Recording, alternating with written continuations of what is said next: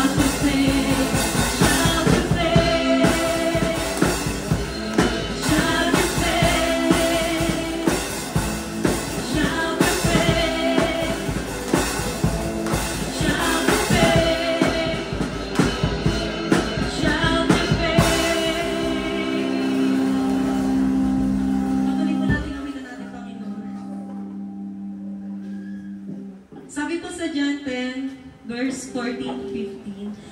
Ako nga ang mabuting pastol. Kung paano kilala ako at siya'y kilala ko, gayon din naman kilala ko ang aking mga tupa, at ako na may kilala nila, at iniaalay ko ang aking buhay para sa aking mga tupa.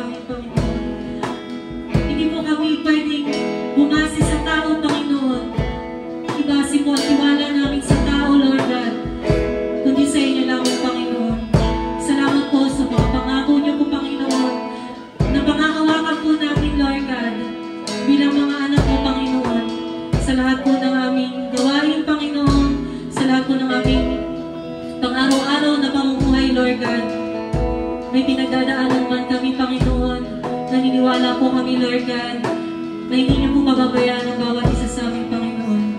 Maraming salamat po, Lord God, sa mga awitin niyo, Panginoon. Patuloy ka namin luluwalhatiin, itataas ang inyong pangalan, Lord God. Dalangin po namin na lagi niyo po kami itago sa inyong likuran, Lord God. Kayo po ang laging makita sa buhay ng bawat isa sa amin, Lord God. Maraming salamat po muli, Panginoon. Bless niyo po ang aming luwain. Kayo po ang kaparangalan, Panginoon. In Jesus' name we pray. Amen.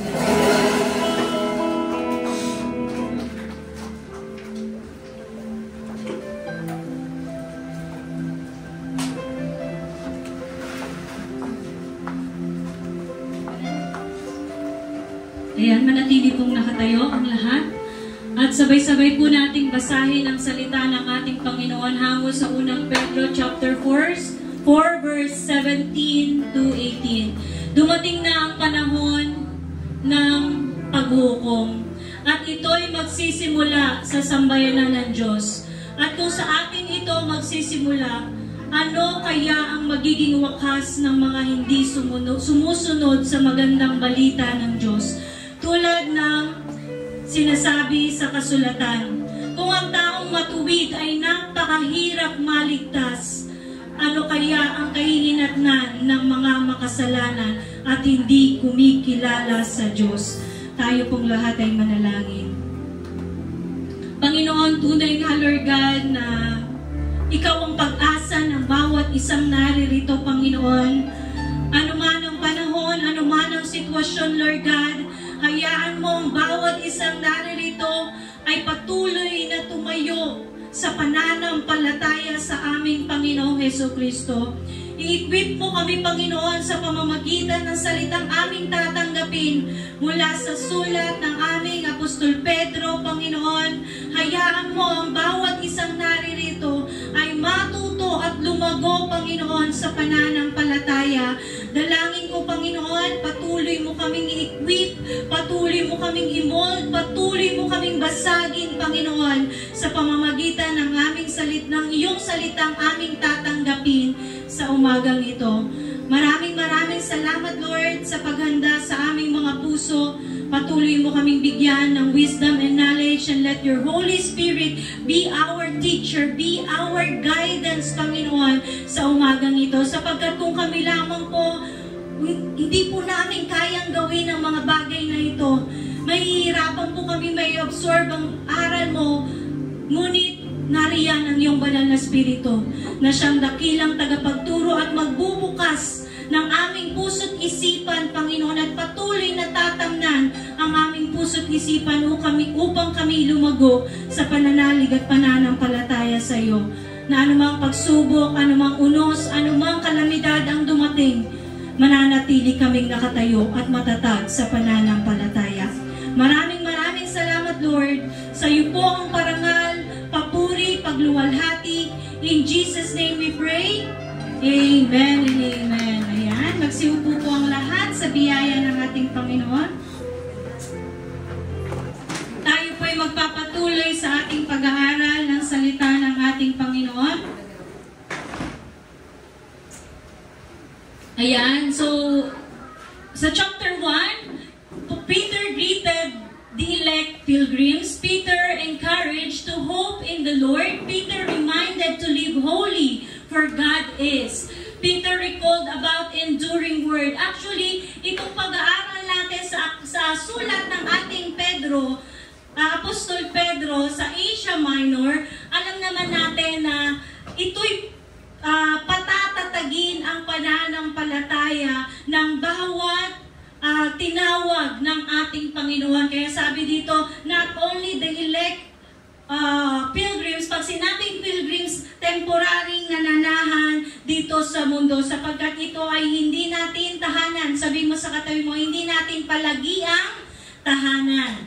So, sabi po dito sa pangalawa, nakita ko rito ang beauty ng pagsunod natin sa ating Panginoon at mas ipapakita ng ating Panginoon in chapter 4 ang kagandahan ng pagsunod sa ating Panginoon. So, dito sa chapter 2, desiring a pure milk of the Word. So, ating pong pakamimitiin at pakananaisin ang purong gatas na nagmumula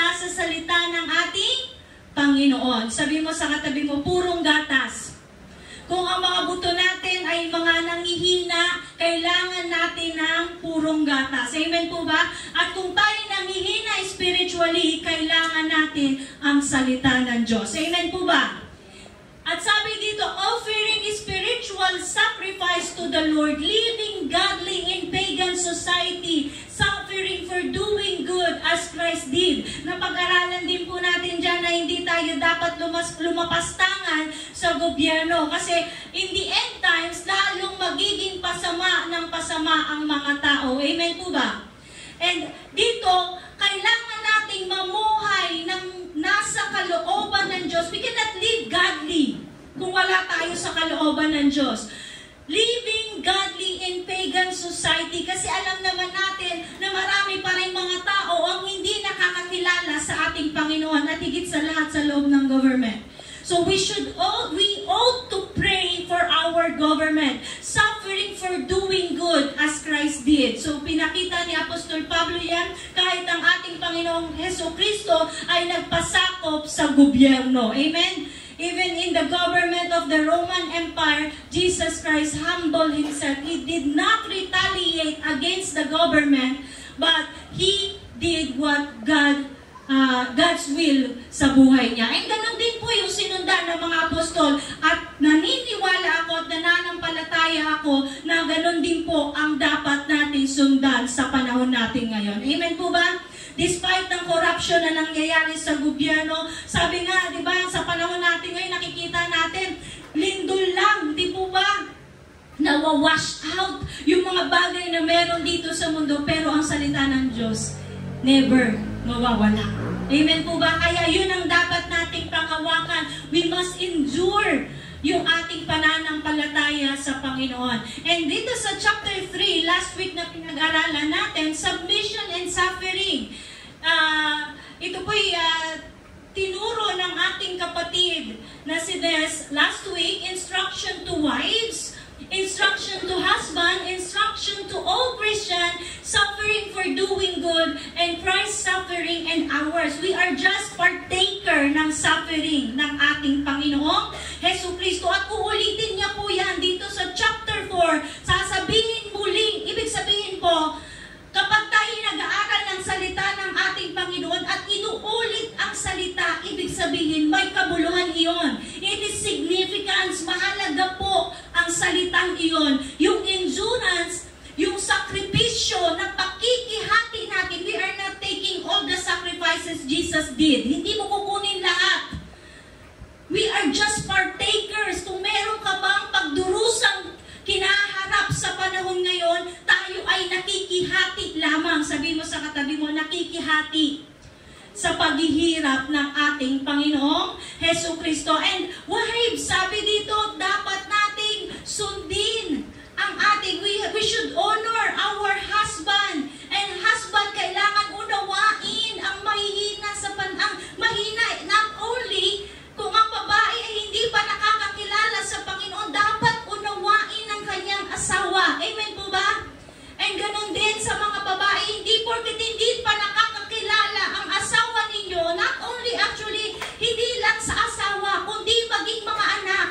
Kung hindi pa nakakakilala ang miyembro ng pamilya, dapat tayong mananampalataya ay patuloy na magpakita ng kabutihan. Amen? Kasi dahil sa action natin na iyan, sa habag at awa ng Diyos, sila man din ay makakakilala sa Diyos. Amen? Pero kung itinuturing natin na kaaway ang mga mahal natin sa buhay, anong pagkakaiba natin sa mga hindi mananampalataya? Amen po ba? Kailangan natin, hindi, sabi ko nga, hindi natin kaaway yung mahal natin sa buhay. They are God's given gift sa buhay natin, and we are all accountable sa loob ng tahanan. Amen? We should show, dapat nating ipakita ang pag-ibig ni Kristo sa loob ng tahanan. And doon, we just partake. Doon sa paraang iyon, nakikihati tayo sa paghihirap ni Kristo. Amen po ba? Sabi mo sa katabi mo, nakikihati sa paghihirap ni Kristo. Patuloy po tayo sa pag-aaral. Actually, 19 ngunit alam kong ito ay purong gatas ng ating Panginoon. Amen? So, pag-aralan po natin, serving in the last days. Kaya pa ba nating maglingkod sa Panginoon in the last days? Na puno na ng kaguluhan ang mundo, kaya pa kaya nating maglingkod sa Panginoon?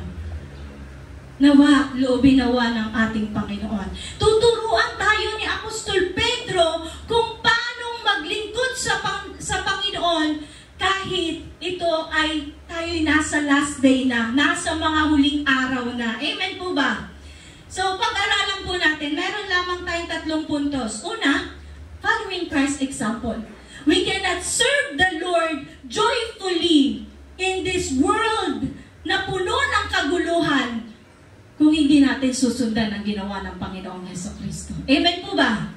Pangalawa, serving for God's glory. Maglingkod tayo para sa kapurihan ng Diyos. If we are looking to sa mga kapwa natin na patuloy lang din nag-i-strive na sumunod sa ating Panginoon, once they fall at kapag tumingin ka sa Kanya, maaaring yung puso natin mahirapan din sa pagsunod. Pero kung titingnan mo ang perpektong Diyos na meron tayo, hindi tayo mahirapang sumunod at maglingkod sa Diyos. Amen? Kasi yung paglilingkod natin, ginagawa natin para sa Panginoon. Amen po ba? Sabi mo sa katabi mo, ang paglilingkod ay ginagawa para sa Panginoon. Pangatlo, suffering for God's glory. Naghihirap ang kalooban, ang ating sarili para sa kapurihan ng ating Panginoon. Amen po ba? Sabi mo sa katabi mo, para sa kapurihan ng Panginoon. Sa hirap at ginhawa, para sa kapurihan ng Panginoon. Amen? Pasaganain ka man ng Diyos, o dumating ka man sa pagsubok, alam mo na lahat ng pangyayari sa buhay natin ay para sa kabutihan natin. Amen? All things work together for our good. Amen po ba? Pag-aralan po natin. Sa unang puntos, following Christ's example. Sabi po dito, yamang si Kristo'y nagtiis ng hirap noong siya'y nasa buhay na ito. Kayo man ay dapat maging handang magtiis sapagkat ang nagtiis na nanghirap sa buhay na ito ay tumalikod sa kasalanan. Kaya nga, mula ngayon ay mamuhay tayong sumusunod sa kalooban ng Diyos at hindi sa pagnanasa ng laman. So kung makikita natin dito, from the word yamang, kung ititignan natin in New King James Version, therefore, since Christ suffered for us in the flesh, naghirap ang ating Panginoong Hesukristo sa kanyang pisikal na pangangatawan. Sa paanong paraan? Ibinigay niya ang kanyang buhay. Nagpakasakit siya para sa ating mga makasalanan. Arm yourself also with the same mind. For he who has suffered in the flesh has ceased from sin. And he no longer should live the rest of his time in the flesh for the lust of men, but for the will of God. Since Christ suffered for us in the flesh, arm yourself with also the same mind. Dapat maging katulad tayo. Ito po'y napaka-importante. Yung salitang i-renew natin every day, renewing our mind. Kasi mahihirapan tayong magkaroon ng kaparehong kaisipan ng mga apostol at lalong higit sa lahat ng ating Panginoong Hesukristo kung hindi natin ipaparenew sa Diyos ang ating mga isipan araw-araw. Ulitin ko. Kailangan nating iparenew. Paanong paraan? Mamaya ipapakita dyan, sasabihin ng ating Apostol Pedro na dapat maging matyaga sa pananalangin. Dahil kung tayo ay nagigising or 8 hours lang tayo na natutulog, sabihin na natin yung iba 6 hours, yung iba 5 or less than 5. Mas gising tayo sa mahabang oras. But then, ang kaaway natin hindi natutulog. Amen po ba? 24/7. And the target ng kaaway natin, the target of our enemy is yung mga sumusunod sa Diyos. Because Satan doesn't want us na makasama ang ating Panginoon.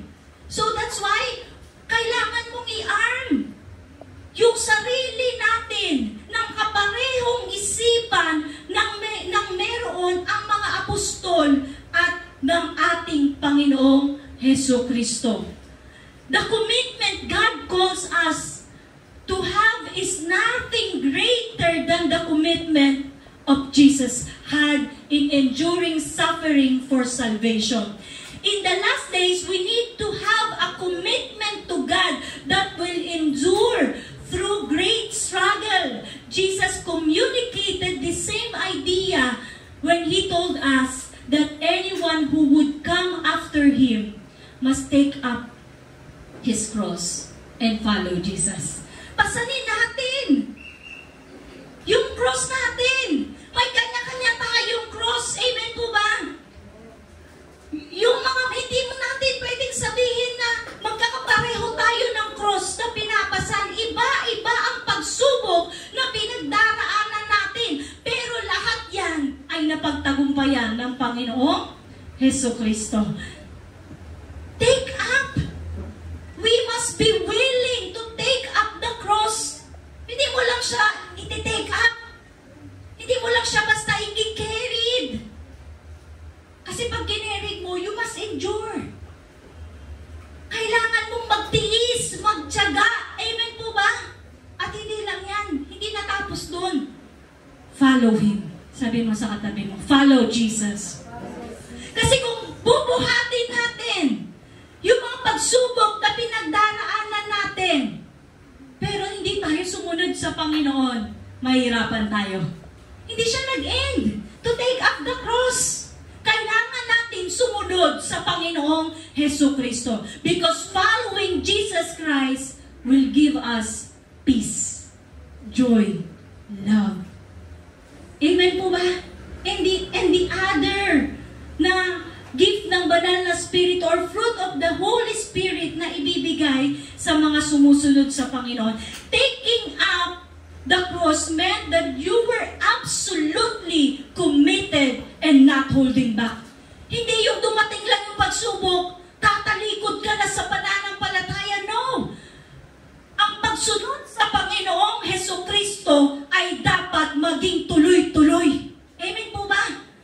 Dire-diretso ka kahit mahirap. Dahil alam natin, ang ending ng paghihirap natin ay kasama ang Panginoong Jesucristo. Yun yung goal natin eh. Amen po ba? So sabi dito sa sumunod, Christ's suffering and ours. Sabi dito sa chapter 4 verse 18, ayan, 3 po yun, chapter 3 yan, 3 verse 18, kasi nakita natin yung word na therefore. For Christ also suffered once. Bakit ba sinabing therefore? Saan ba na nagmula yan? Bakit si Pablo ay nag-conclude ng ganyan? Kasi in chapter 3, na pag-aralan natin na yung pinagdaanan nung days ni Noah, nung sila ay napahamak dahil hindi nila pinakinggan ang ating si Noah, hindi nila pinakinggan. They were not prepared. Di po ba, ng pagdating ng baha? And sabi dito, that He might bring us to God, being put to death the flesh, but made alive by the Spirit, by whom also He went and preached to the spirit in prison. So tinuro po yan ng ating kapatid. When Jesus Christ had died, He has been to Hades. Nagpunta siya sa Hades para ipahayag, i-proclaim ang good news. Dahil, siyempre, wala pa si Jesus Christ. Nung time na yun, physically. Amen po ba? What I'm saying is physically. But then, sabi dito, who formerly were disobedient when the divine long-suffering waited in the days of Noah, while the ark was being prepared, in which a few, that is 8 lang yun naligtas noong panahon ni Noah. Amen po ba? So sabi dito, we're saved through water. There is also anti-type. Pag sinabi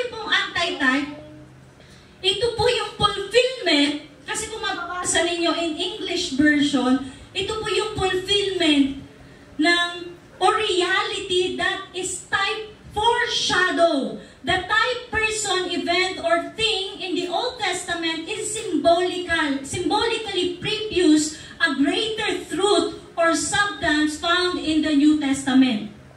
Ito po yung mga example. From Adam to Christ. Diba? So, from bronze serpent to the cross. And the high priest, which is Christ. Ito po yung foreshadow from the Old Testament na makikita natin. Passover lamb, which is also the Christ. Kung makikita natin, yung aming theology ni Ines online tuwing Friday, we study na before the Passover feast, si Jesus Christ ay pinagkanulo ni Judas. Amen po ba? And that also is the foreshadow ng katagumpayan ng ating Panginoong Hesus Kristo. Tanong namin, ito ba'y nangyari lang dahil Passover? O talagang nakatalaga iyon na mangyari during the Passover feast na naganap? It is a foreshadow. At ang tawag po dyan ay anti-type or type na tinatawag. So type is a symbolic preview of shadow, a greater truth yet to come. Hindi pa nangyayari. And anti-type is the substantive fulfillment or reality of the type. The word anti-type comes from the Greek word meaning against or responding to, or typos meaning a mold, pattern, or mark. Nakatakda na.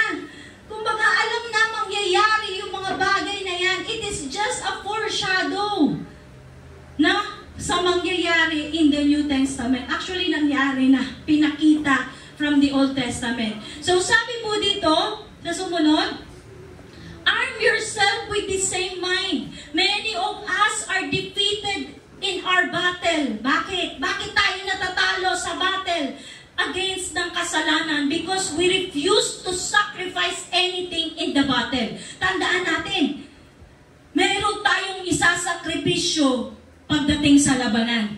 Amen po ba?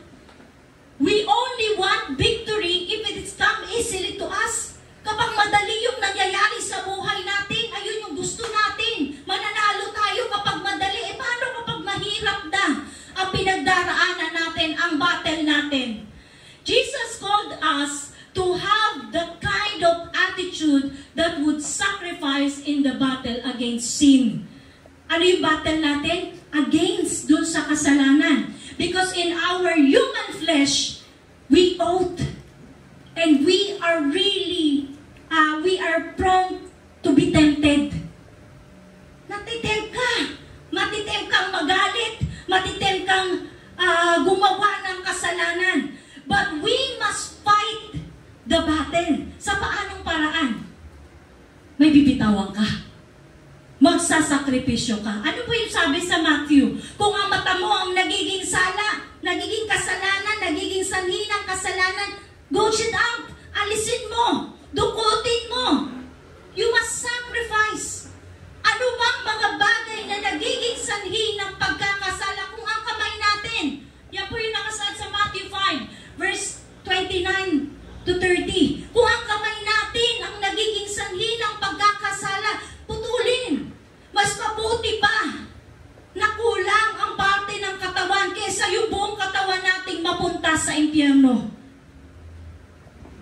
Huwag nating i-allow ang kaaway na magkaroon ng espasyo sa buhay natin para magkasala tayo. We need to sacrifice. Sabi mo sa katabi mo, sakripisyo. That's what we call sacrifice. May isasakripisyo ka para manalo ka sa battle. Pero tayo, sa ating human nature, napakahirap mag-sacrifice. But dahil sa kagandahang loob ni Kristo, nagagawa natin. Amen? Sabi mo sa katabi mo, magagawa mo sa tulong ng Panginoong Hesus Kristo. He who has suffered in the flesh has ceased from sin. Ayun yung sabi sa Tagalog kanina, ano yung sabi? Sapagkat ang nagtiis na ng hirap sa buhay na ito ay tumalikod na sa kasalanan. Kung kaya nating magtiis sa hirap na pinagdala tayo ng Panginoon para tumalikod sa mga kasalanan o hinahain na kasalanan sa atin ng kaaway. Amen po ba? Hindi mo na siya babalikan. Kaya ka nga nagtiis eh. Kaya nga tayo nagtiis para talikuran yung mga masamang pamumuhay na yan. And hindi na natin yun babalikan. Hindi na natin gugustuhin pa na bumalik doon sa kasalanan na yun. Ayun yung sabi kanina, it is better for you. 2 beses. Sinabi yan. It is better for you to lose one part of your body than the whole body will go into hell. We must sacrifice kung ano man yung mga bagay o sa parte ng ating katawan na nagiging sanhi ng pagkakasala. Let us pray to God. Lord, alisin mo yung mga bagay na ito. Kung hindi natin kayang ibigay, hindi natin kayang isuko sa Panginoon, let the Lord do His part. Amen po ba? Sabi dito sa sumunod, sapat ang panahong inaksaya ninyo sa paggawa ng mga bagay na kinahuhumalingan ng mga hintil, kahalayan, mga pagnanasa ng laman, paglalasing, walang hapas na pagsasaya, pag-iinuman, at kasuklam-suklam na pagsamba sa mga Diyos-Diyosan. Alam natin na mga bagay na yan is aksaya lang ng panahon. Amen po ba? Sabihin mo sa katabi mo, aksaya ng panahon. Hindi natin uubusin yung oras. Sapat hindi na natin paglalaanan pa ng oras yung mga nagawa na natin in the past. At para ulitin lang in the future, no. Or in the present.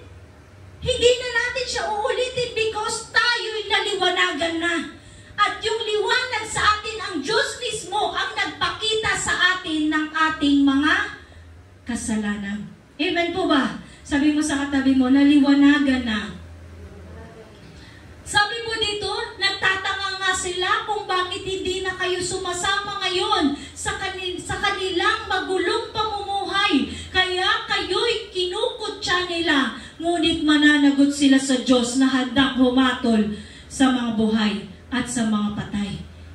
Sa New King James Version, sabi po dito, for we have spent enough of our past lifetime in doing the will of Gentiles, when we walk in lewdness, lust, drunkenness, revelries, drinking parties, and abominable idolatries. In regard to this, they think it's strange that you do not run with them in the same food of dissipation, speaking evil of you.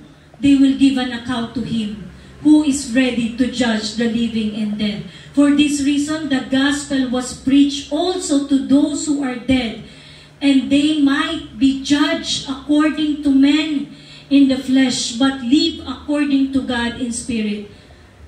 Na-realize dito ni Peter na we have spent all enough time living like the world. Yung namuhay ka, sino bang hindi namuhay dito sa makamundong pamumuhay? Meron ba? Wala. In our past, namuhay din tayo. Na as if hindi natin kilala ang Diyos. Amen po ba? Sabi ni Pedro, maging sila, maging ang mga apostol, maging ang ating apostol Pablo, nakaranas na mamuhay, living like the world. Now we are called to be like Christians. It is profound and foolish to waste time for the Christian. Kaya magtataka ka eh, bakit yung mga kaibigan ko nilalayuan na ako? Kasi hindi na natin ginagawa yung mga bagay na ginagawa ng mundo. Tara, inuman tayo, no? Nagtataka sila, bakit ganyan ka na? Di mo ba? Ayan ang patunay na tayo'y na lumalakad na sa katuwiran ng Diyos sa buhay natin. Amen po ba? We must simply stop being double-minded. Hindi ka na magdadalawang isip. No kung no.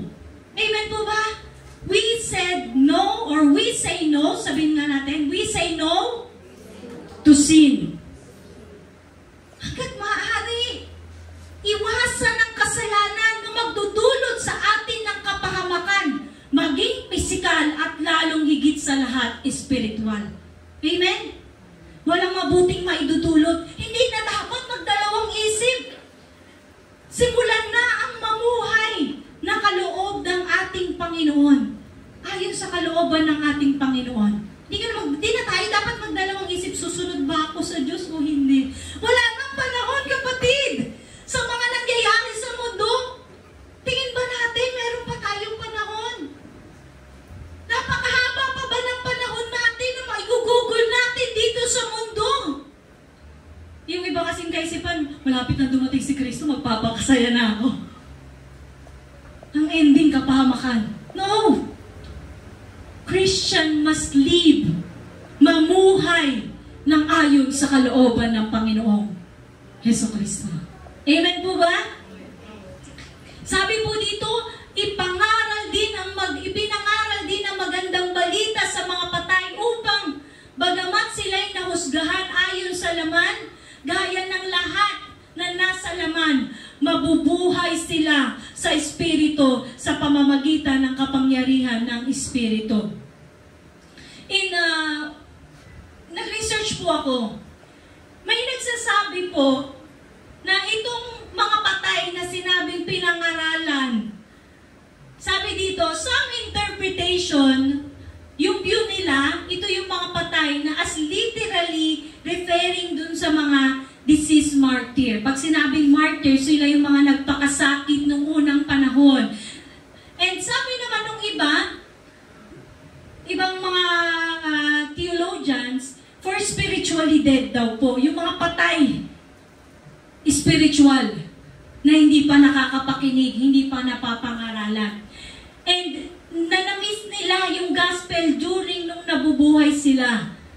And there is given a second chance. Medyo malabo ako dito sa second chance. Kasi kung tayo'y namatay na, wala na tayo, hindi na tayo maaari pang magkaroon ng second chance. Tingnan mo, isipin natin, magiging unfair sa mga namatay na hindi sumampalataya sa ating Panginoon kung bibigyan sila ng second chance doon sa Hades. Di po ba? Jesus evidently proclaimed only that He gained the victory over death. That is clearly. Napagtagumpayan niya ang kamatayan at itong inihayag niya sa Hades. Doon sa mga taong hindi kumilala sa Panginoon at hindi sumunod. There is no second chance, I believe.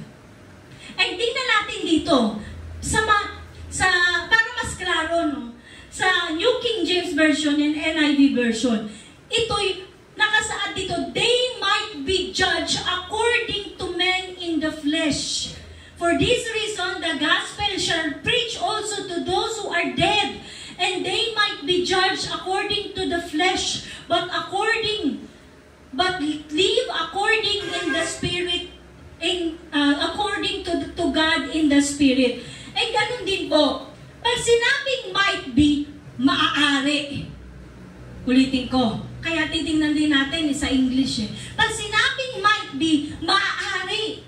But it is not shall be. Pag sinabing shall be, tumpak na magaganap. Ito'y maaari lamang. Amen po ba? This is my interpretation. Kasi kung titingnan natin, alam natin that Jesus went to Hades. Amen po ba? Nung siya'y namatay. To proclaim dun sa mga tao na he overcame death. Na pagtagumpayan niya ang kamatayan. And evident po yan sa mga sinabi na even ng ating apostol na pagtagumpayan ni Jesus ang kamatayan. So, hindi na tayo magkakaroon pa ng further meaning dito sa chapter 6 ng verse 4 ng chapter 6. Alam natin na ang ating apostol Pedro, marahil yung death na tinutukoy dito is yung mga patay pa, hindi pa nakakakilala sa Panginoong Hesukristo. Para malaman nila that they will be judged or they might be judged according to the flesh. Mamamatay naman to eh. Amen po ba? Kung nakagawa ka ng kasalanan, paparusahan ka physically. At kapag hindi mo kinilala ang ating Panginoong Hesukristo, spiritually, there is also a punishment. Amen po ba? That is very clear. And sabi po dito sa salita, sa sumunod, serving for God's glory. Malapit na ang wakas. Sabi mo sa katabi mo, malapit na ang wakas. Kung titingnan natin, itong sulat na to from 64 AD after Jesus Christ's death. Ano na ngayon? Ilang dekada na ang lumipas. Pero nandun pa rin yung malapit na ang wakas. We do not know. Pero hindi ibig sabihin nun, pipetics na tayo. Dahil no one knows when Jesus comes. Walang nakakaalam kung kailan darating ang ating Panginoong Hesus Kristo. Kaya't maging mapagtimpi kayo at panatilihing malinaw ang inyong pag-iisip upang kayo'y makapanalangin. Mahihirapan tayong makapanalangin kung ang isip natin ay puno ng alalahanin. Amen po ba? Na meron ba nakapanalangin dito na puno ng alalahanin ng isip?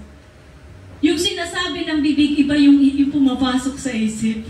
Naranasan niyo po ba yun? Nagsasalita yung bibig mo, pero yung isip mo hindi malinaw. Mahirapan tayong makapanalangin ng maayos. Kaya sinabi ng ating Apostol Pedro, hanggat maaari, matuto tayong magtimpi.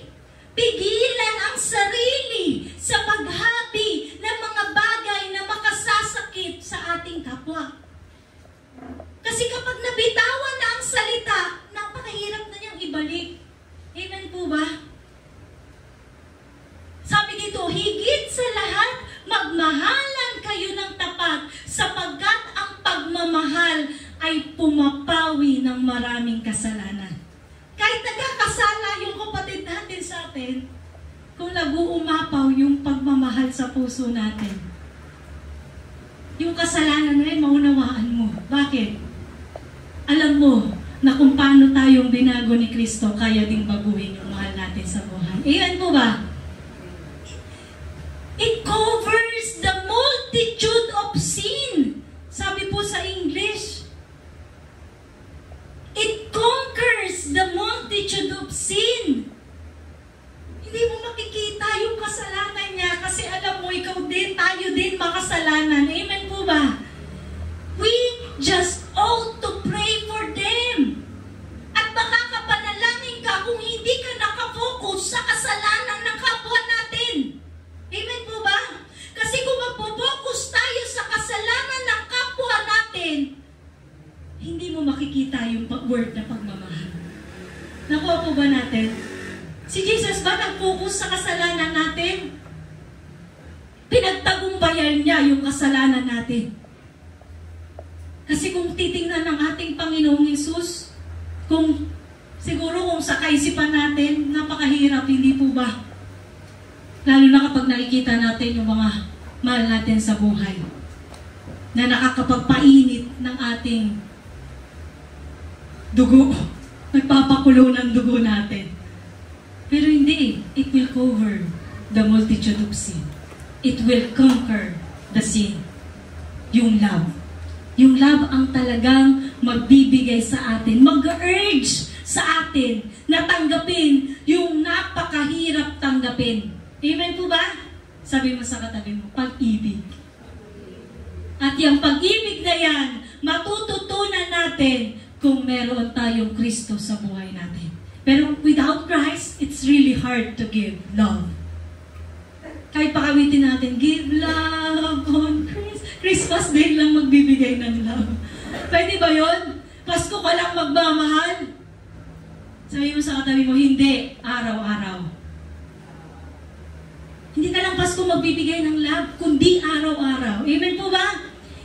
Yung sinabi ni Apostol Pedro, magmahalan kayo ng tapat sapagkat ang pagmamahal ang pumapawi ng maraming kasalanan.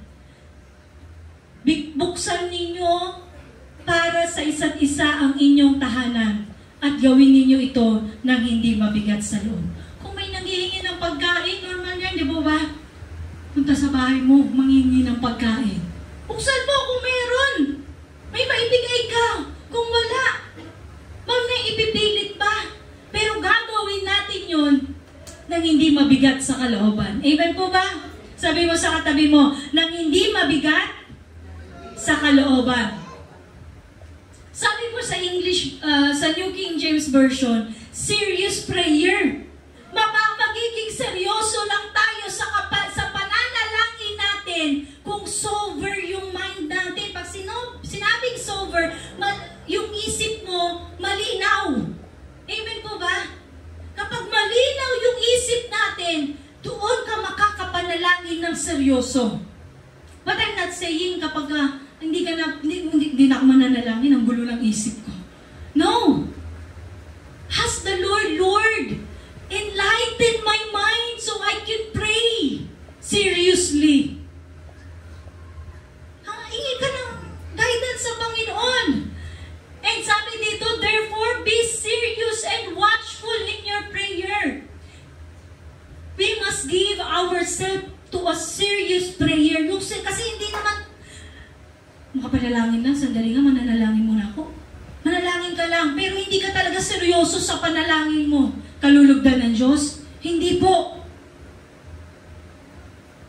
Kailangan i-take natin seriously ang pananalangin. Amen po ba? We must give ourselves to serious prayer, lalo na po sa panahon natin ngayon. It is very timely and applicable. Sabi mo sa katabi mo, saan ka man, manalangin. To be therefore be watchful in prayers. We must give ourselves to watchful prayer, primarily having hearts and minds watching and ready to return, ready for the return of Jesus Christ. Mapagmatsyag ka, maging sa pananalangin. Alam mo, anytime darating si Jesus. Amen po ba? Sabi mo sa katabi mo, anytime darating ang Panginoong Jesucristo. Yung handa ka na anytime dumating si Jesus Christ, alam mong kay Jesus ka. Hindi yung ayan na, saka ka lang maghahanda. Pwede pa ba yun? Yung seven lamps, di ba? Yung 10 ilawan. Yung mga babae, di po ba? Doon sa parable.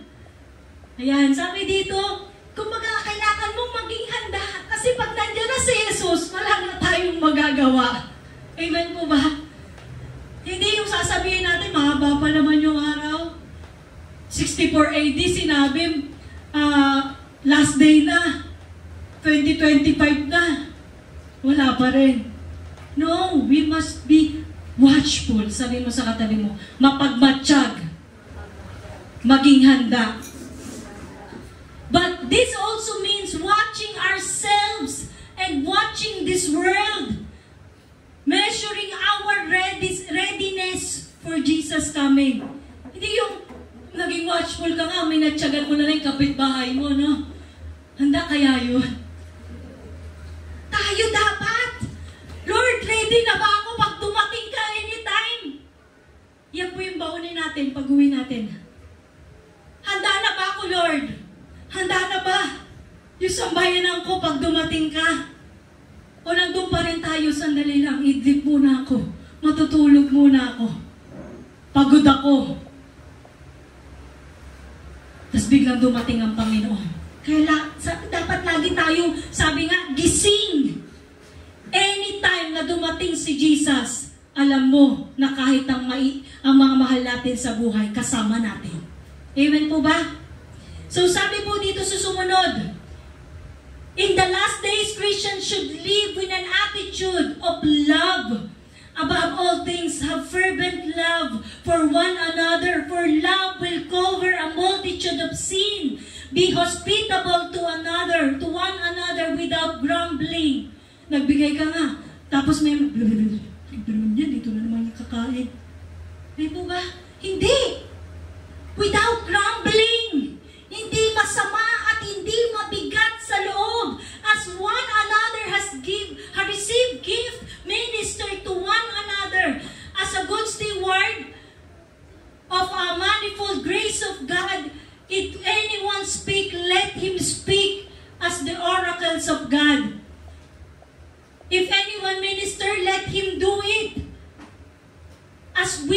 ability which God supplies.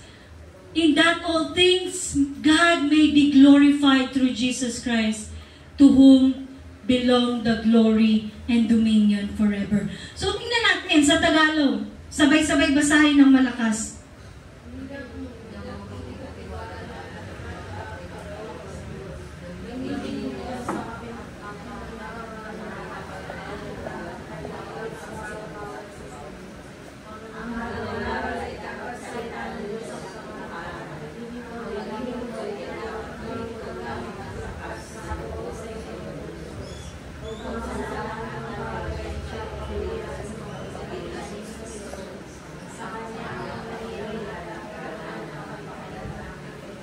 Amen. Diyan mo makikita yung serving God for God's glory. Maglingkod sa Panginoon para sa kapurihan niya. Kasi lahat ng kakayahan yan na tinanggap natin sa Panginoon, ito'y galing sa Kanya. Wala tayo. May aambag. Ang may aambag lang natin, Lord, hayaan mong gamitin mo ko. The willingness. Sabi mo sa katabi mo, the willingness to be used by God for His glory. Amen po ba? Ang mangaral ay dapat, ang nangangaral ay dapat salita ng Diyos ang ipangaral. Ang naglilingkod ay dapat maglingkod gamit ang lakas na kaloob ng Diyos upang sa lahat ng bagay siya'y papurihan sa pamamagitan ni Kristo. Sa Kanya ang kapangyarihan magpakailanman. Amen. Sabi dito, Paul makes it clear that he was what he was only by God's grace. Kung ano si Paul ay naging si Paul dahil sa kabutihan ng Diyos. Amen po ba? Naging tayo dahil sa kabutihan ng Diyos. Amen po ba? Naging si ako dahil sa kabutihan ng Diyos. Nakuha po ba ninyo?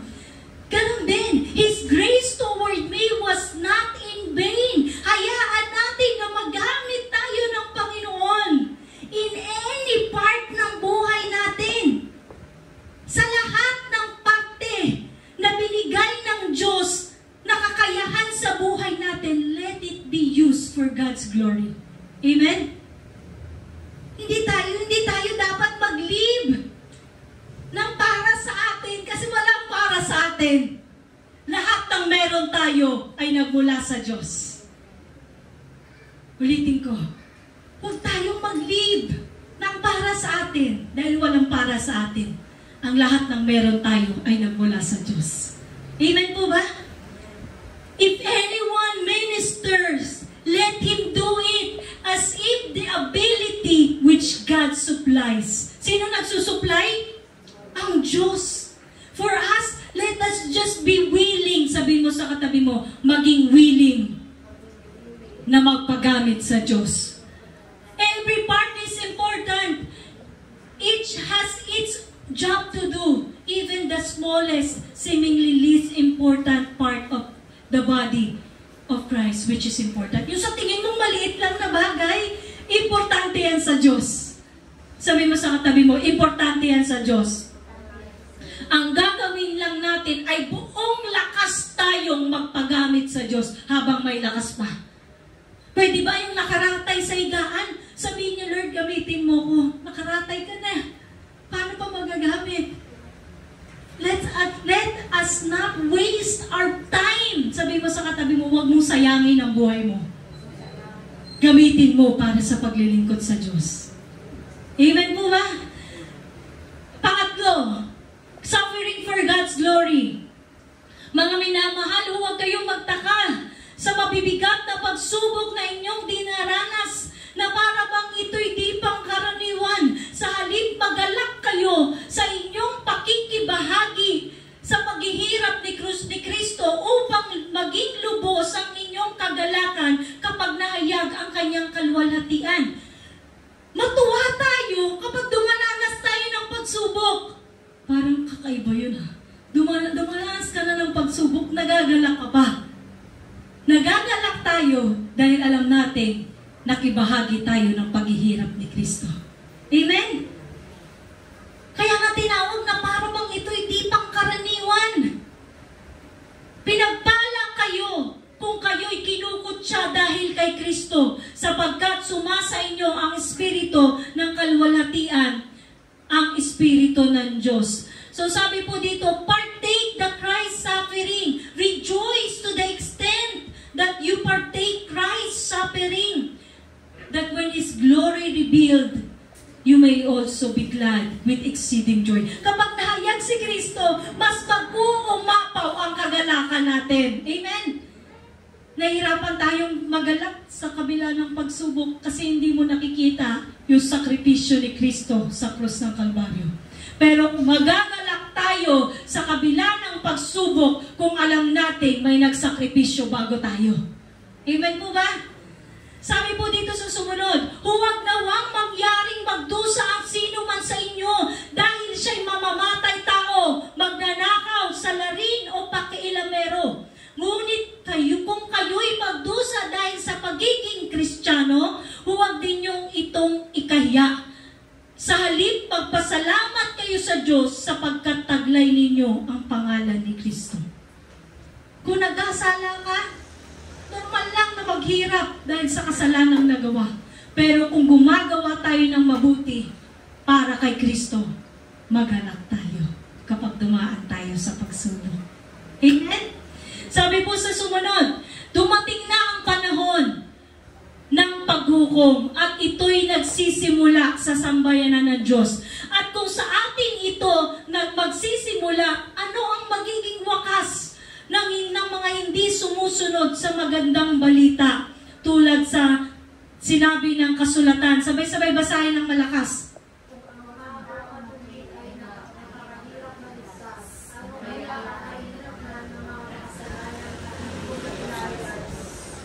Amen. Kung yung matutuwid ka napakahirap pang maligtas Dadaan sa butas ng karayom. Paano pa kaya yung mga hindi kumikilala sa Diyos? In our last verse, sabi sa 19, kaya nga, ang mga nagdurusa ayon sa kalooban ng Diyos ay dapat magtiwala sa lumikha. Doon kang hugot ng kagalakan. Doon tayo huhugot ng kagalakan. Doon tayo huhugot ng pag-asa. Kasi alam natin na ang lumikha sa atin ay hindi tayo papabayaan. Amen po ba? Ganun din in New King James and NIV. Let those who suffer according to the will of God commit their soul to Him in doing good as to faithful Creator. Siya yung may likha sa atin Kung dumating man yung time na kuwain ang ating buhay, we do not know. Alam mong para sa Diyos ka. Amen po ba? Kasi siya ang may likha sa atin. We should not fear death. Katulad na sinabi ko po sa mga taga-West Kami. Kung oras na natin, oras na natin. Kung magkaroon ng lindol, alam natin na tayo sa Diyos. Hindi tayo matatakot. Sabi mo sa katabi mo, huwag kang matakot. Kasi kapag natakot ka, hindi mo na alam kung anong gagawin mo. Your mind will not be sober. Hindi magiging malinaw ang isip mo sa paggawa ng nararapat mong gawin. Amen po ba? Dapat maging handa. Sabi mo sa katabi mo, maging handa sa paggawa ng mabuti. Kahit napakahirap ng sitwasyon. Amen po ba? Madali ba yung sitwasyon na magkaroon ng lindol? Iba't ibang lugar nililindol na. Pero narito pa rin tayo. Huwag kang mapagod na gumawa ng mabuti at sumunod sa kalooban ng Diyos. Amen po? Palakpakan natin ang ating Panginoon. Tayo pong lahat ay tumayo. Serving God in the last days. Following Christ's example, serving for God's glory, suffering for God's glory. Tayo pong lahat ay manalangin. Panginoon, nakikita mo ang bawat isa sa amin, Lord God. Alam mo ang mga pasanin ng bawat isa. Lord, tulungan mo ang bawat isa na sumunod ayon sa iyong kalooban. Sapagkat kung kami lamang, Panginoon, hindi po namin ito magagawa.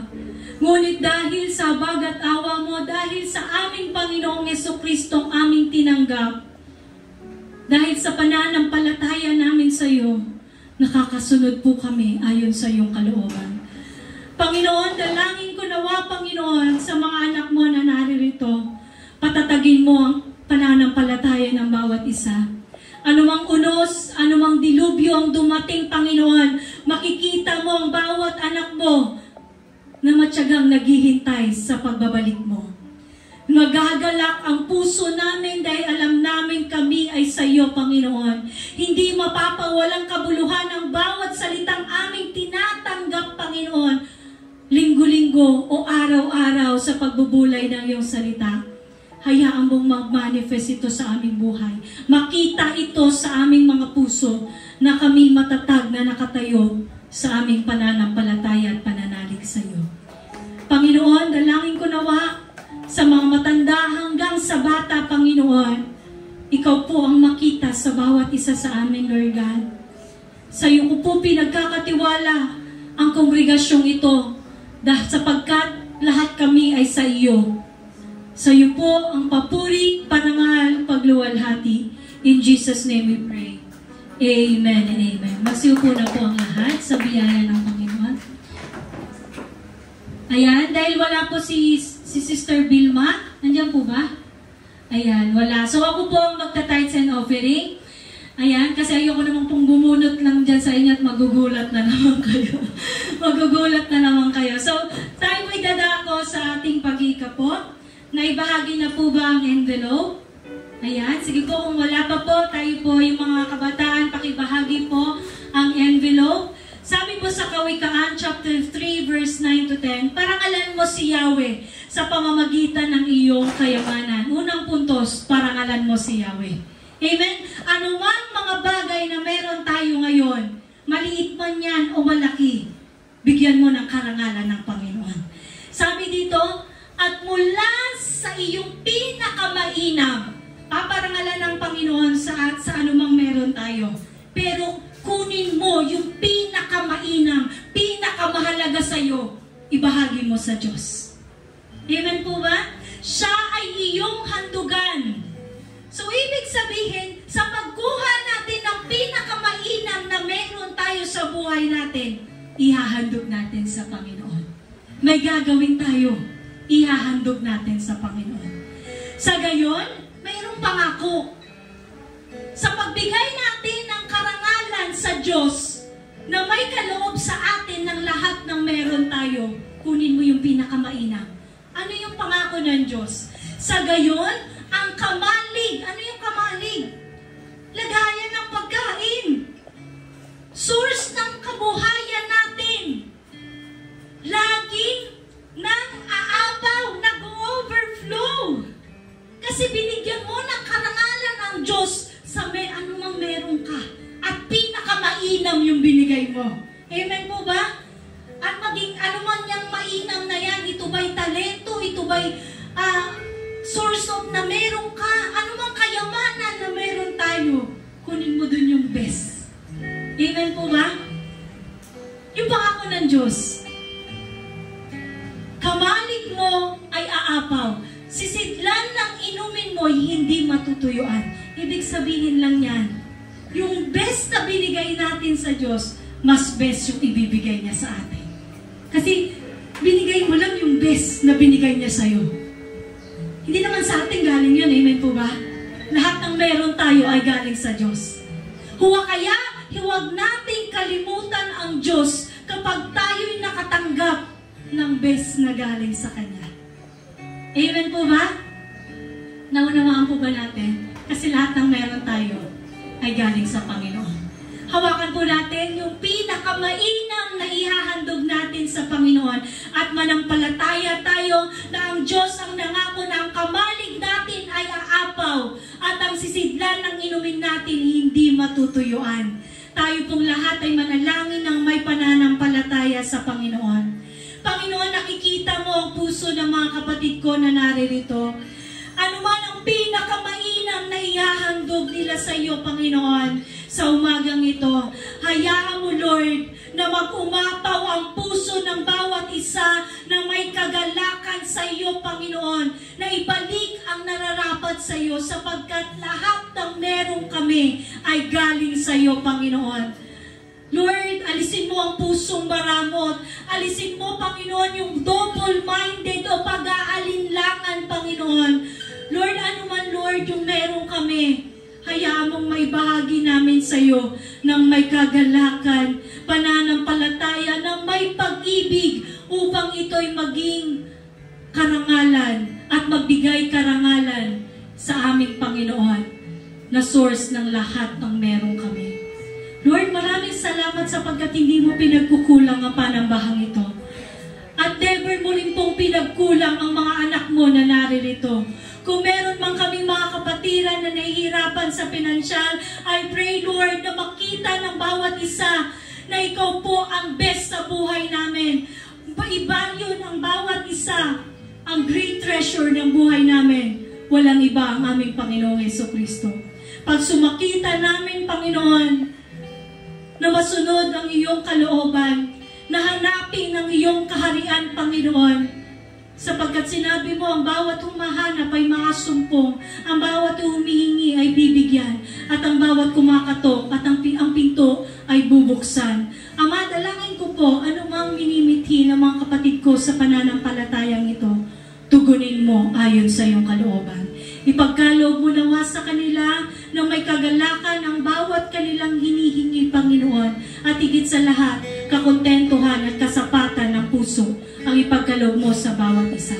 Upang sa pagkakaloob namin, Panginoon, hindi kami magalinlangan, hindi kami, Panginoon, magdalawang isip, bagkus may pagkaloob namin ito ng masaya at may kagalakan. Sa iyo po ang papuri at parangal. In Jesus' name we pray. Amen and amen. Lahat po tayo ay magbigay sa ating Panginoon.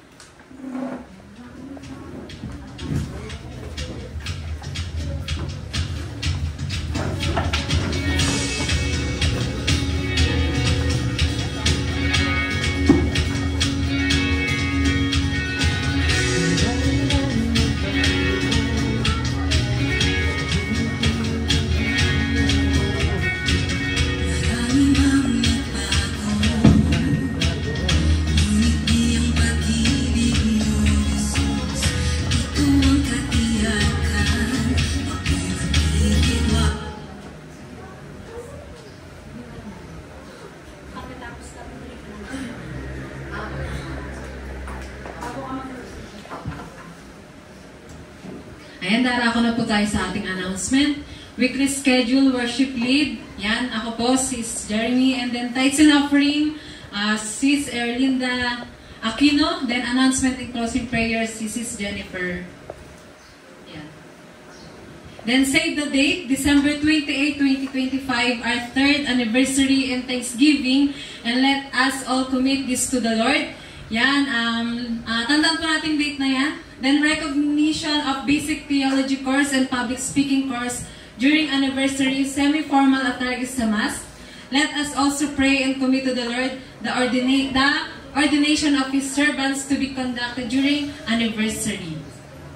Every first Sunday of the month, West Crame Church will be with us to be united in communion.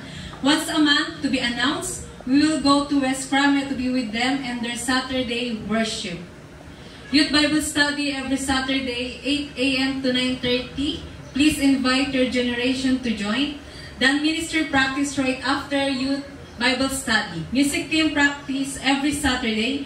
Music team will also be having their Bible study and fellowship once a month. The next prayer meeting and Elders Bible Study at Road 5 Aquino Residence every Thursday at 9 a.m. to 11 a.m. We have advanced theological training after worship service today for public speaking. Presentation of Bible study to be facilitated by Sis Joyce. Before we end, in closing prayer, we'll be having a brief earthquake drill for awareness of everyone when it suddenly happens, to be led by Sis Abby.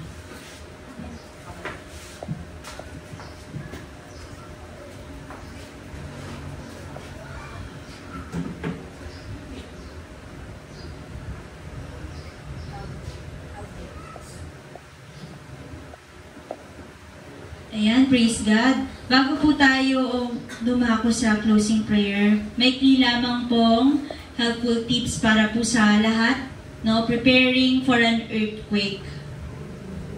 Ayan, pag nakarinig nakarinig po ba tayo ng alarm? Kasi hindi naman natin masasabi. Natural disaster kasi ang earthquake, di po ba? So, walang makapagsasabi unlike sa bagyo na meron tayong satellite or weather radar, ayan. Weather radar na ginagamit yung mga forecaster para ma-detect kung papalapit na yung bagyo. Pero ito kasing earthquake, walang nakakaalam. Hindi malalaman kung kailan darating, kung gaano kalakas, o kung saang specific na lugar siya tatama.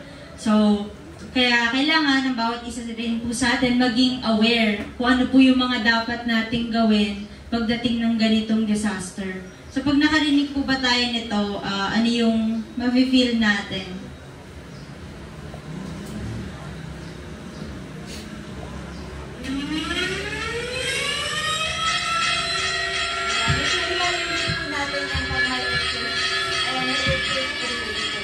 Sa mall na nangyari yung ganyan minsan, sa school, sa mga bata. So pag ganyan, ang una natin gagawin, syempre, stay calm. Ibig sabihin, huwag po tayo magpapanik. Iwasan po natin yung pagpapanik kasi usually kapag nagpapanik tayo, di natin alam kung ano yung gagawin natin. Kasi masyado tayong natatakot, di ba? Yung fear nandun lagi kapag hindi ka kalmado. So pagdating ng mga ganong klaseng disaster na kagaya ng earthquake, dapat yung bawat isa sa atin maging kalmado lang. Especially sa mga adults, no? Tayong mga mas nakakatanda. Kasi lalo kapag may mga kasama tayong bata, importante po at mahalaga na tayo ay kalmado lang. So yun, the first thing to remember is to stay calm. It can be scary, but staying calm will help you think clearly and make the right decisions. Amen po ba? Kasi pag hindi tayo kalmado, hindi rin maayos yung pag-iisip natin. Hindi tayo nakapag-desisyon ng tama. So, kailangan kalmado lang tayo. Ayan. Next po, drop, cover, and hold on. So, when you feel the shaking, remember to drop, cover, and hold on. Drop down to the ground. Take cover under a sturdy piece of furniture like a table or desk and hold on until the shaking stops. So, this will protect you from falling objects and help prevent injuries. So, pag sinabing drop, sa ground po, pag naramdaman natin yung pag-shake ng earthquake, hindi po tayo agad-agad na magpapanik na, sisigaw na lang, iiyak. So, kailangan po natin i-implement kung ano yung natututuhan natin pagdating sa earthquake drill. So, pag drop, ibig sabihin, daba po tayo sa ground. Ayan. Pag nagsashake na nag-feel ninyo na nagsashake, yan, drop lang tayo sa ground and then maghanap po tayo ng sturdy piece of anything na pwedeng mag-protect po sa head and neck natin. Kasi, yun yung, kumbaga, dapat ma-protect din natin yung body natin, yung organ. So, kaya yun ginagawa, yung pag-drop sa ground. So, yung pag-protect naman sa head natin, pag nagawa natin yan, kasi kadalasan ng tinuturo, yung hands, di ba? Ginagamit dito sa ulo or nilalagay sa ulo yung isa sa neck. Pero, yung iba, kapag tinuro na yung earthquake drill, hindi na nila yun actually sinasabi kasi dapat daw talaga yung pinoprotektahan din natin is yung kamay. Kasi pag na-injure yung kamay natin, mas mahihirapan tayo na mag-evacuate after ng earthquake. So, as much as possible, sana po, no, iwasan yung magpanik. Tumingin kayo sa paligid nyo kung ano yung madampot nyo dyan na matibay. Like yan, yung monoblock, sa ilalim ng lamesa. So, pag pumunta kayo sa ilalim ng lamesa, kailangan hawakan nyo din yung paanong lamesa habang kayo nakadrop. So, cover, ayan. Hawakan nyo pa rin naman po yung, kasi pag wala naman na tayong choice, ginagamit talaga yung kamay sa paghawak ng head and then yung sa neck natin. So, kailangan ingatan po natin ang ating ulo, ang ating neck, kasi delikado po pag yan po ay tinamaan. Kaya, ayun, maghanap po tayo ng mga sturdy furniture. Or like for example, iba-iba kasi yan, depende sa lugar kung saan siya, kumbaga, kung nasaan ka during earthquake, depende po yung mga dapat gawin. So, siguro yung next na lang po muna. Ayan yung pray.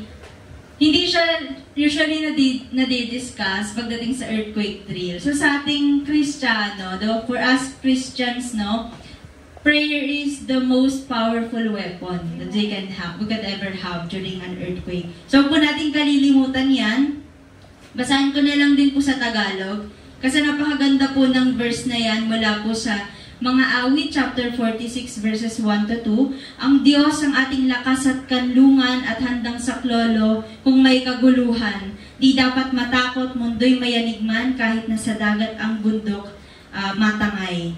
Ayan, praise God po, no? Purihin ng Diyos sa kanyang salita na nire-remind po tayong mga Kristiyano na huwag makalimot sa Diyos. Na every time na meron po tayong mga ganitong pangyayari, huwag po makakalimot na magdasal. Kasi, sino ba nag-create ng earth? Di ba? Si God. So, dapat iwasan din po natin na matakot kasi alam naman natin na ang Diyos ang may likha ng lahat.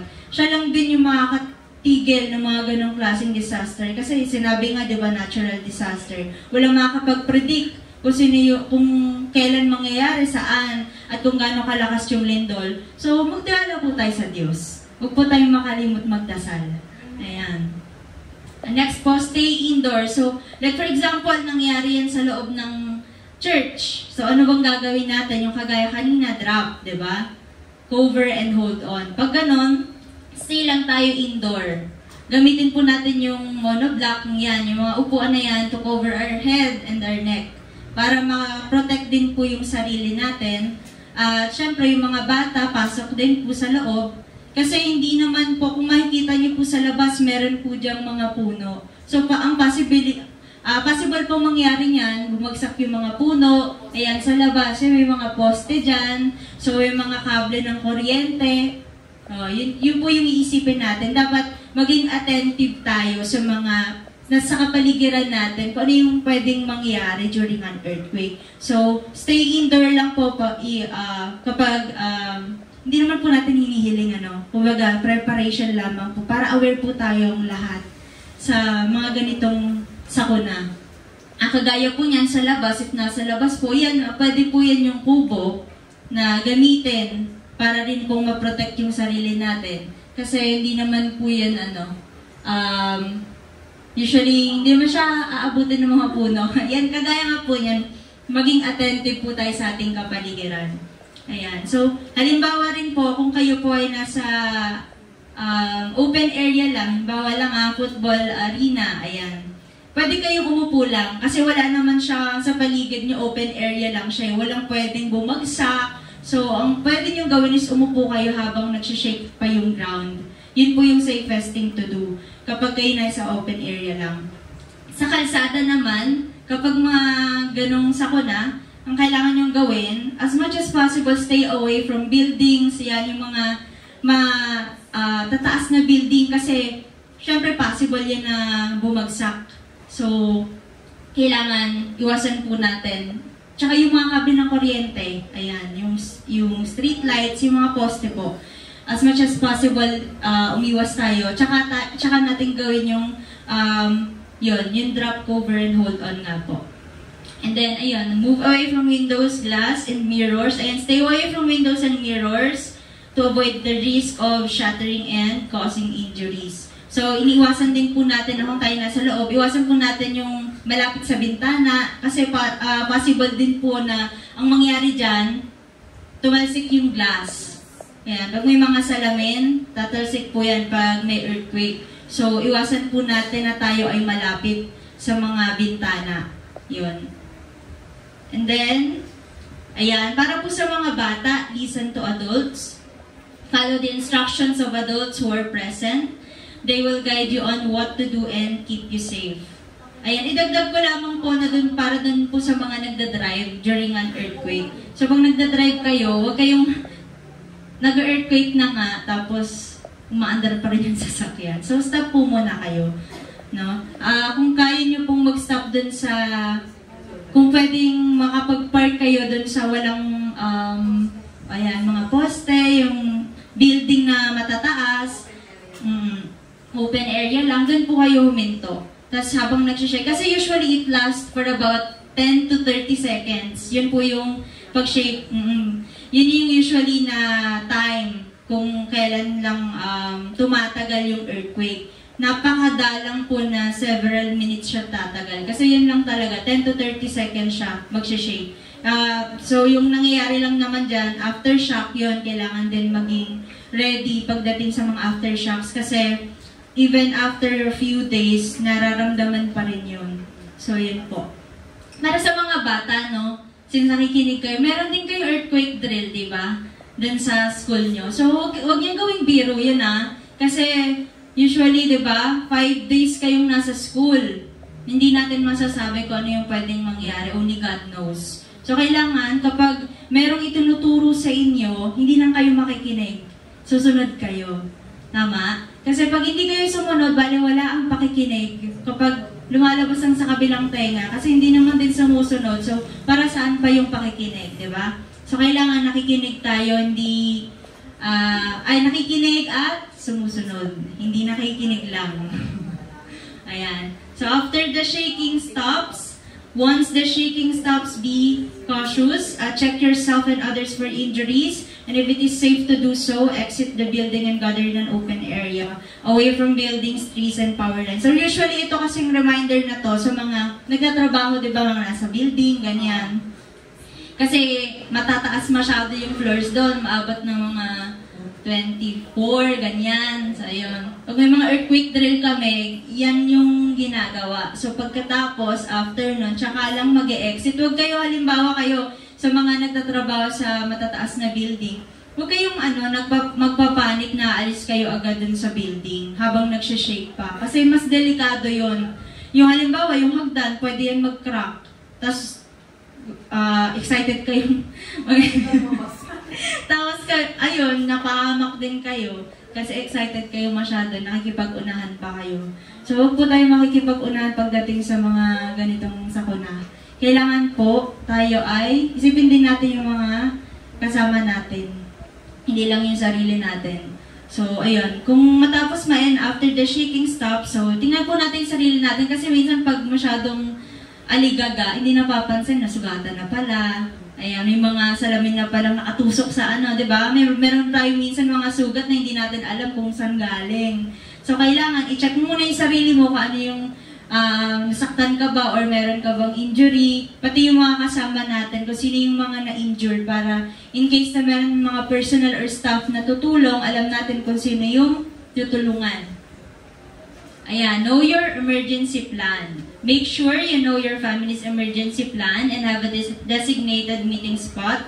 This will help ensure that everyone is accounted for and safe. So mahalaga po na sa bawat pamilya, kagaya po ninyo na nakarinig na po na kaya ano yung dapat gawin, i-share po natin. Huwag po tayo maging selfish na tayo lang yung nakakaalam. Kasi pagdating ng ganitong disaster, di natin masabi, pati yung mga kasama natin, hindi alam yung gagawin. So, it's better na i-share natin, maging prepared tayo kahit hindi siya mangyari. At least alam nung bawat isa. Especially sa family po natin, no? Pag-uwi natin ng bahay, kung di pa sila aware, i-share natin yung knowledge na natutuhan natin sa kanila para hindi din tayo mahirapan. Kasi halimbawa, kasama niyo sila, di ba? Tapos ikaw lang may alam. During earthquake, doon mo parang i-discuss. Di ba? So, mas mahihirapan po kayo kasi hindi siya madali. Halimbawa din, itagdag ko lang din in case na halimbawa nasa kwarto kayo, nakahiga. Ang pwede niyong gamitin dyan is yung pinakamakapal niyong unan, ilagay niyo sa ulo niyo and neck. Protect your head and neck. Yun. Ayan yung go bag naman. Pack your go bag. Maging handa sa emergency. So yung mga ganyan, kagaya niyan, prepare na po tayo na merong pagkain, yan yung mga delata, bottled water, food pouches, yun po yung karaniwan na pinapack for emergency, yung mga delata talaga. Para hindi na need magluto. So, yan yung electronics, yung power bank nyo, yung phone, de-batteryang radyo. So, yung de-batteryang radyo kasi, sinasama siya for emergency or sa bag na ginagamit for emergency. Para po in case na, kasi may mga pagkakataon na during earthquake, syempre, nasisira yung mga poste, di po ba? So, ang tendency mangyari niyan, mawala ng signal. So, at least, kung meron tayong baterya na radyo, pwede tayo makapakinig pa rin ng mga balita. Ayan, yung latest news about din sa mga pangyayari. So, yan, yung extra battery. Or pwede rin kayo, kung meron man kayong walkie-talkie, para sa family members din. Kasi, kapag walang signal, syempre kung magkakahiwalay kayo, at least meron kayong gagamitin para makapag-communicate pa rin. Ayan, yung damit, yung Hygiene kit, yan. Yung mga sabon, shampoo, toothbrush and toothpaste, tissue, sanitary napkins, tuwalya, ayan. Anything na kailangan nyo po for hygiene kit. And then yung first aid kit, gamot. Yan, usually yung mga, Band-Aid. Alam niyo naman po yan, search na lang din po tayo regarding sa mga first aid kit, tsaka yung gamot, yan, paracetamol, mga ganon. IDs, yan, emergency tools, flashlight, kandila, ayan, posporo, lighter, whistle. Para sa mga bata, i-practice din po natin na magdala sila ng whistle. Whistle po, or kung kaya nyo po na mag-provide ng wristband para sa kanila or anything na dala-dala nila for information. Like for example, yung name nila, address nila, ganyan. Kung sino po yung pwedeng kontakin para po dun sa mga bata. Ganyan. Pwede naman po siguro yung contact number na lang. Ayan. Yung name, contact number for emergency para po dun sa mga bata. And then, i-share din po natin yung knowledge sa mga bata, no? Kasi, iwasan po natin mag-panic talaga yung mga adults. Kasi, kapag nag-panic tayo, nahahawa po yung mga bata. Mas kawawa kasi yung mga bata during na merong earthquake. So, yun po, maging prepared lang po yung bawat isa sa atin. Yan yung extra cash. Kung meron po kayong mga, as much as possible, i-cover natin ng plastic.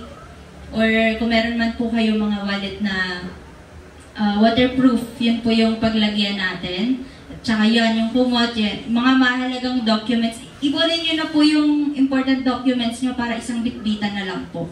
Kagaya yan yung mga PSA nyo, yung mga, basta important documents po sa inyo. Ingatan nyo din po yun. Lagay nyo rin po sa plastic. Ayan. Para nakahanda na po siya. Lagay nyo na po sa isang bag. Kung kaya nga lang po, per head po sana. Yan. Pero kayo po, meron naman po yung bawat isa sa atin na plan for the family. Pag-usapan na lang po. Ayan. Yan lang naman po. Para po sa preparation lang. Para maging aware lang po yung bawat isa sa atin. Maiwasan yung fear sa mga ganitong disaster na hindi natin maiiwasan. Only God knows. Kaya yan. Pag-pray lang din po natin, especially yung mga nagdaan po dun sa ganung sakuna, ipanalangin din po natin sila. Kasi ang hirap po ng sitwasyon nila na yung iba po, walang bahay, di ba? Wala po silang anything, na wala lahat. So, patuloy natin ipag-pray yung bawat isa na hindi rin po mangyari dito kasi yung Bulacan, isa siya sa may fault line, no? So, pag-pray po natin na huwag nawa mangyari sa lalawigan ng Bulacan tong earthquake po na ito. Ayun po. Praise God po.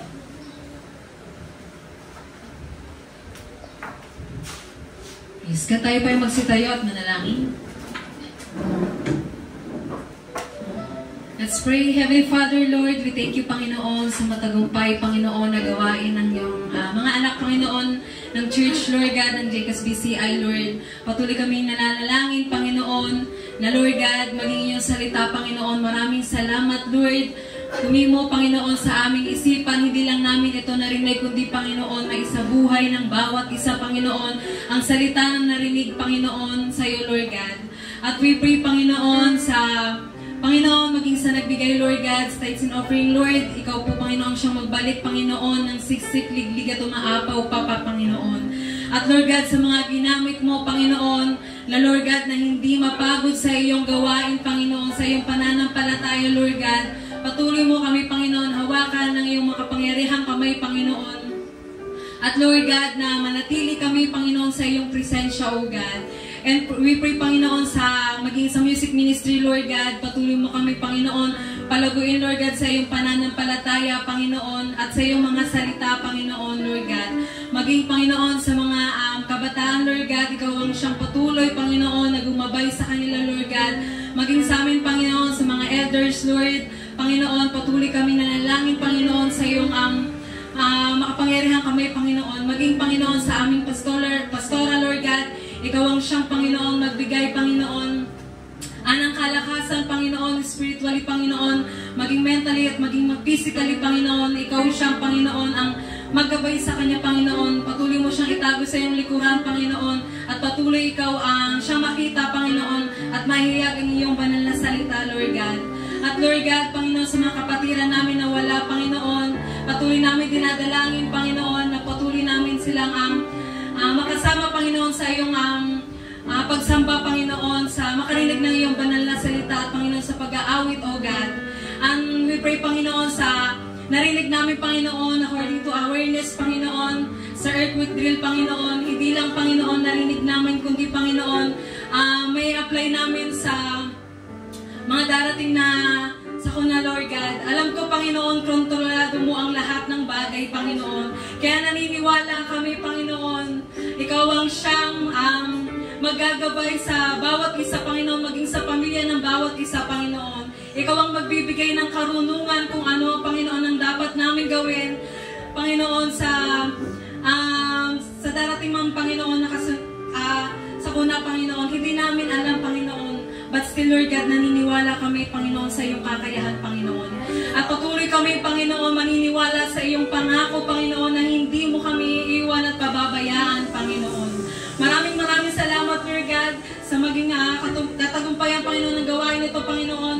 Patuloy mo kami palaguin sa iyong pananampalataya at maging sa iyong mga salita, Panginoon. Lord God, maraming salamat, Panginoon. Mananatili kami, Panginoon, sa iyong presensya at pananampalataya, Panginoon.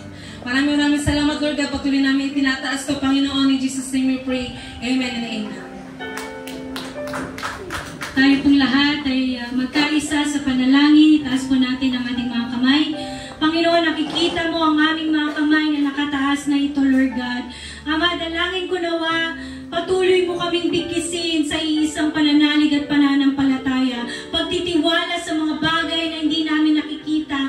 Ang mga panahon na darating, Panginoon, ikaw lang ang siyang nakakaalam ng aming buhay.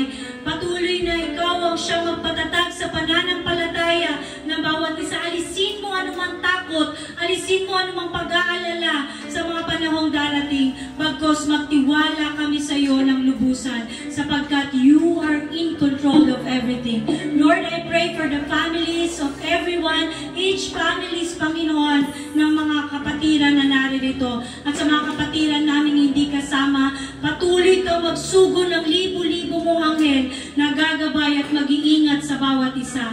Ama, maraming salamat, Lord God, for your divine protection, Lord, that you will bestow your people. Salamat, Ama. Salamat sa libo-libo mong anghel na mag-iingat sa bawat isa sa amin.